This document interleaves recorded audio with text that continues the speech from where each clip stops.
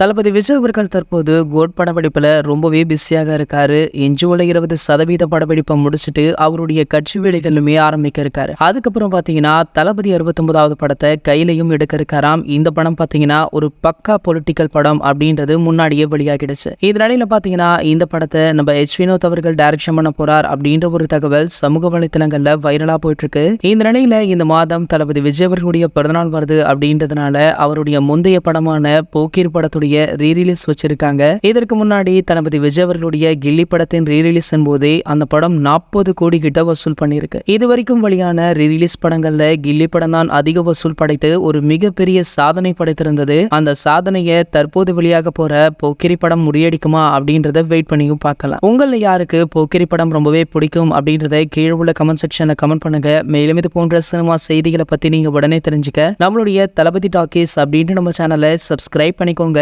மேலும் பக்கத்தில் உள்ள பெல் ஐகானை கிளிக் பண்ணிட்டீங்கன்னா நீங்க நம்ம வீடியோவை மிஸ் பண்ணாம பார்க்கலாம்.